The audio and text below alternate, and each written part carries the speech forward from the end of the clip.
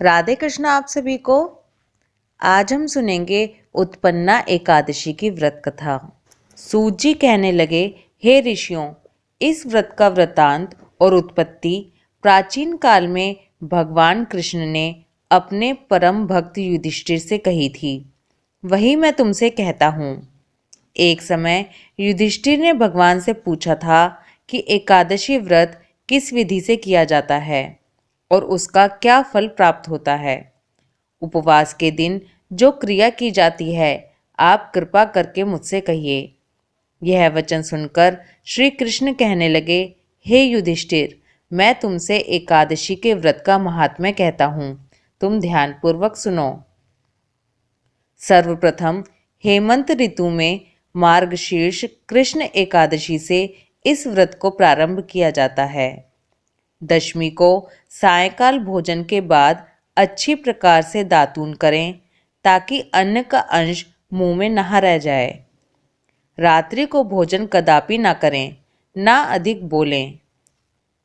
एकादशी के दिन प्रातः 4 बजे उठकर सबसे पहले व्रत का संकल्प करें। इसके पश्चात शौच आदि से निवृत्त होकर शुद्ध जल से स्नान करें। व्रत करने वाला चोर, पाखंडी, पर स्त्रीगामी, निंदक, मिथ्याभाषी तथा किसी भी प्रकार के पापी से बात ना करे। स्नान के पश्चात धूप, दीप, नैवेद्य आदि 16 चीजों से भगवान का पूजन करे और रात को दीपदान करे। रात्रि में सोना या प्रसंग नहीं करना चाहिए। सारी रात भजन कीर्तन आदि करना चाहिए। जो कुछ पहले जाने अनजाने में पाप हो गए हों, उनकी क्षमा मांगनी चाहिए। धर्मात्मा पुरुषों को कृष्ण और शुक्ल दोनों पक्षों की एकादशियों को समान समझना चाहिए। जो मनुष्य इस विधि के अनुसार एकादशी का व्रत करते हैं, उन्हें शंखोद्धार तीर्थ में स्नान करके भगवान के दर्शन करने से जो फल प्राप्त होता है, वह एकादशी व्रत के 16वें भाग के भी समान नहीं है। व्यतिपात के दिन दान देने का लाख गुना फल होता है। संक्रांति से 4 लाख गुना तथा सूर्य चंद्र ग्रहण में स्नान दान से जो पुण्य प्राप्त होता है, वही पुण्य एकादशी के दिन व्रत करने से मिलता है। अश्वमेध यज्ञ करने से 100 गुना तथा 1 लाख तपस्वियों को 60 वर्ष तक भोजन कराने से 10 गुना, 10 ब्राह्मणों या 100 ब्रह्मचारियों को भोजन कराने से 1000 गुना पुण्य भूमि दान करने से होता है। उससे 1000 गुना पुण्य कन्यादान से प्राप्त होता है। इससे भी 10 गुना पुण्य विद्या दान करने से होता है। विद्या दान से 10 गुना पुण्य भूखे को भोजन कराने से होता है। अन्न दान के समान इस संसार में कोई ऐसा कार्य नहीं जिससे देवता और पितर दोनों तृप्त होते हों, परंतु एकादशी के व्रत का पुण्य सबसे अधिक होता है। 1000 यज्ञों से भी अधिक इसका फल होता है। इस व्रत का प्रभाव देवताओं को भी दुर्लभ है। रात्रि को भोजन करने वाले को उपवास का आधा फल मिलता है और दिन में एक बार भोजन करने वाले को भी आधा ही फल प्राप्त होता है। जबकि निर्जल व्रत रखने वाले का महात्म्य तो देवता भी वर्णन नहीं कर सकते।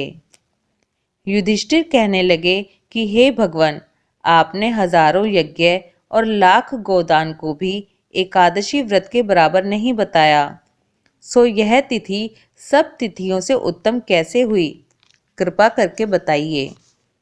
भगवान कहने लगे, हे युधिष्ठिर, सतयुग में मुर नाम का एक दैत्य उत्पन्न हुआ।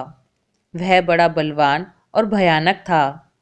उस प्रचंड दैत्य ने इंद्र, आदित्य, वसु, वायु, अग्नि आदि सभी देवताओं को पराजित करके भगा दिया।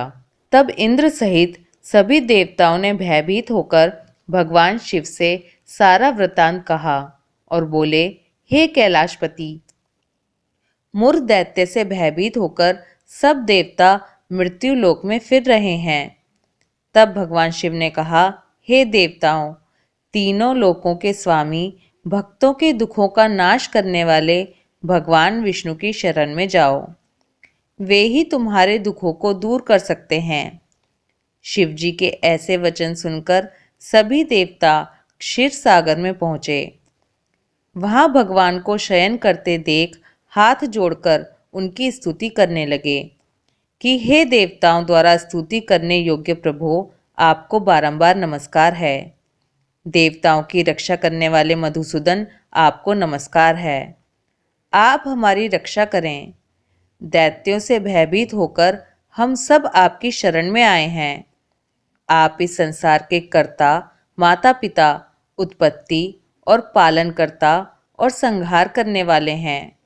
सबको शांति प्रदान करने वाले हैं। आकाश और पाताल भी आप ही हैं। सबके पितामह ब्रह्मा, सूर्य, चंद्र, अग्नि, सामग्री, होम, आहुति, मंत्र, तंत्र, जप, यजमान, यज्ञ, कर्म, कर्ता, भोक्ता भी आप ही हैं। आप सर्वव्यापक हैं।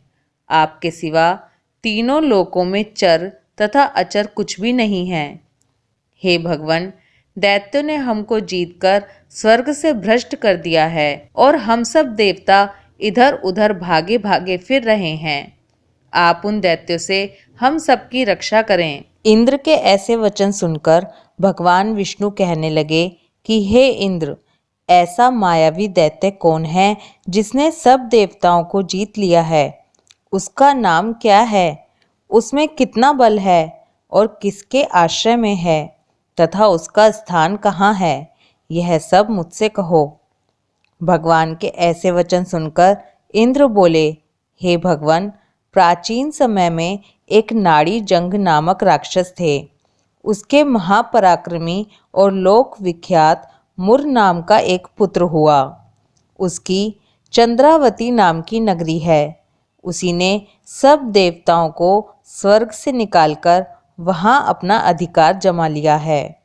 उसने इंद्र, अग्नि, वरुण, यम, वायु, ईश, चंद्रमा, नैऋत आदि सबके स्थान पर अधिकार कर लिया है। सूर्य बनकर स्वयं ही प्रकाश करता है, स्वयं ही मेघ बन बैठा है और सबसे अजय है। हे असुर निकंदन, उस दुष्ट को मारकर देवताओं को अजय बनाइए। यह वचन सुनकर भगवान ने कहा, हे देवताओं, मैं शीघ्र ही उसका संहार करूंगा। तुम चंद्रावती नगरी जाओ। इस प्रकार कहकर भगवान सहित सभी देवताओं ने चंद्रावती नगरी की ओर प्रस्थान किया। उस समय दैत्य मुर सेना सहित युद्ध भूमि में गरज रहा था। उसकी भयानक गर्जना सुनकर सभी देवता भय के मारे चारों दिशाओं में भागने लगे। जब स्वयं भगवान रणभूमि में आए तो दैत्य उन पर भी अस्त्र शस्त्र आयुध लेकर दौड़े। भगवान ने उन्हें सर्प के समान अपने बाणों से बींध डाला। बहुत से दैत्य मारे गए, केवल मुर बचा रहा। वह अविचल भाव से भगवान के साथ युद्ध करता रहा। भगवान जो भी तीक्ष्ण बाण चलाते वह उसके लिए पुष्प सिद्ध होता। उसका शरीर छिन्न भिन्न हो गया, किंतु वह लगातार युद्ध करता रहा। दोनों के बीच मल्ल युद्ध भी हुआ। 10,000 वर्ष तक उनका युद्ध चलता रहा, किंतु मुर नहीं हारा। थककर भगवान बद्रिकाश्रम चले गए। वहाँ हेमवती नामक सुंदर गुफा थी। उसमें विश्राम करने के लिए भगवान उसके अंदर प्रवेश कर गए। यह गुफा 12 योजन लंबी थी और उसका एक ही द्वार था। विष्णु भगवान वहाँ योग निद्रा की गोद में सो गए और भगवान को सोया देखकर मारने को उद्यत हुआ। तभी भगवान के शरीर से उज्ज्वल कांतिमय रूप वाली और अस्त्र शस्त्र से युक्त एक कन्या प्रकट हुई। वह राक्षस मुर उस कन्या से बहुत समय तक युद्ध करता रहा। तब उस कन्या ने क्रोध में आकर राक्षस मुर के सभी अस्त्र शस्त्रों को चकनाचूर कर दिया। तब वह दैत्य महान क्रोध करके उस कन्या के साथ मल्ल युद्ध करने लगा। तब उस कन्या ने राक्षस को धक्का मारकर उसे मूर्छित कर दिया। जब वह दैत्य अपनी मूर्छा से जागा, तब कन्या ने उसका सिर काटकर उस राक्षस को यमपुरी पहुंचा दिया। इतना सब देखकर बाकी जो बचे हुए दैत्य थे वो भी पाताल लोक को चले गए। जब भगवान विष्णु अपनी निद्रा से जागे तब उस दैत्य को मरा हुआ देखकर आश्चर्यचकित हो गए। तब भगवान विष्णु सोचने लगे कि इस दानव को यहाँ किसने मारा है। तब वह कन्या बोली कि हे भगवान, ये दैत्य आपको मारने के लिए तैयार था, तब मैंने आपके शरीर से प्रकट होकर इस दैत्य का वध कर दिया। तब विष्णु भगवान ने उस कन्या से कहा, कन्या, तूने इस दैत्य को मारा है, इसलिए मैं तुझ पर अति प्रसन्न हूँ। तूने इस महान दैत्य को मारकर तीनों लोकों के देवताओं को प्रसन्न किया है, इसलिए अब तुम मुझसे कोई वरदान मांगो। तब उस कन्या ने कहा, हे भगवान, मुझे वरदान दीजिए, जो कोई भी व्यक्ति मेरा व्रत करे वो मृत्यु लोक में सुख भोग कर अंत में वैकुंठ को जाए। जो व्यक्ति श्रद्धा पूर्वक मेरे व्रत को करे वह निश्चय ही आपके लोक को प्राप्त करे। हे प्रभु, आपसे विनती है कि कृपा कर मुझे ऐसा ही वरदान दीजिए। तब भगवान विष्णु उस कन्या से बोले, हे कन्या, ऐसा ही होगा। तेरे भक्त वही होंगे जो मेरे भक्त होंगे। हे कन्या, क्योंकि तुम 11 के दिन मेरे शरीर से प्रकट हुई हो, इसलिए तुम्हारा नाम एकादशी होगा। एकादशी तिथि मुझे सर्व प्रिय होगी। जो भी व्यक्ति इस दिन तुम्हारे निमित्त व्रत करेगा वह मेरे धाम को प्राप्त करेगा और उसके सभी पाप नष्ट होंगे। तुम मेरे लिए सभी तिथियों से अधिक प्रिय होंगी। तेरे व्रत का फल तीर्थ स्थानों में स्नान दान से भी अधिक महत्वपूर्ण होगा। इतना कहकर भगवान वहां से अंतर्ध्यान हो गए। भगवान के ऐसे वचन सुनकर एकादशी बहुत ही प्रसन्न हुई। तभी से जो व्यक्ति एकादशी व्रत का पालन करता है वह धन्य है। एकादशी व्रत का पालन करने वाले और विष्णु भगवान का पूजन करने वाले के सभी पाप नष्ट होते हैं। ये थी उत्पन्ना एकादशी व्रत कथा। उत्पन्ना एकादशी के दिन सभी को, जो लोग व्रत नहीं भी करते, उन्हें भी व्रत कथा जरूर सुननी चाहिए और एकादशी व्रत का महात्म्य सुनना अथवा पढ़ना चाहिए। इस दिन एकादशी माता की आरती जरूर करनी चाहिए। उसके बाद भगवान विष्णु और माता लक्ष्मी की आरती करें। वीडियो पसंद आए तो वीडियो को लाइक कीजिए और ज़्यादा से ज़्यादा शेयर कीजिए। Please like, share and subscribe. Radhe Krishna.